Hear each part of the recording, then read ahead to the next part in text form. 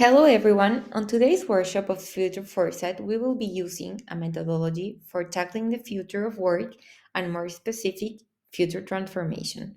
So, before we begin, I want to ask you, the future is now. Are you in to imagine it? What do we need for today's workshop? We will form two teams of 6 members, a whiteboard, colorful post-it, crafting materials, an open mind, and fun. All the ideas are welcome, so nothing is right or wrong here. That is why we have the parking lot, a space where you can leave the ideas that don't convince you 100% and you can go back to them whenever you want. So let's get started. The topic for today's workshop will be commitment, how to achieve the employee's commitment in the future of your company. And these are the steps that we will follow for today's workshop. To begin with, it's framing the scope. We will start with the SWOT analysis as the company is today.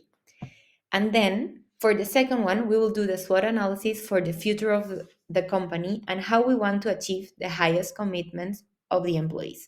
Ask yourself, what needs to happen so we can transform a weakness into a strength? You will work with your teams and you can use the questions above as a guidance. Here are some examples of how the template is filled out. The second step is identifying key drivers and trends. Here are some of the categories where we have the key drivers. For that, we will play spin the wheel, and each team will have 2 minutes to come up with as many key drivers and trends on the topic where the wheel stops. And again, on the following template, here are some ideas that will be placed with post-its. And whoever wants to write them down, here is another template. Based on the previous analysis, select the key drivers and trends that will take part for designing your future. For this workshop, let's start with 3 possible futures: the preferred, the probable, and the plausible one.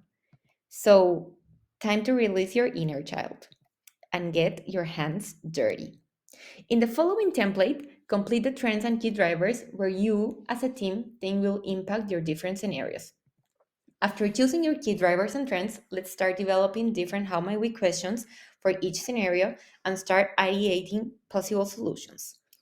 We want you to show us your imaginary future and make it tangible. Use all the crafting tools and don't be afraid to use your hand. There is no right or wrong, and remember, you always have the parking lot. It is important that you know that this process requires iteration, as many as you feel are needed to dig deeper. We arrive to the fourth step. After ideation is finished, you will have to vote.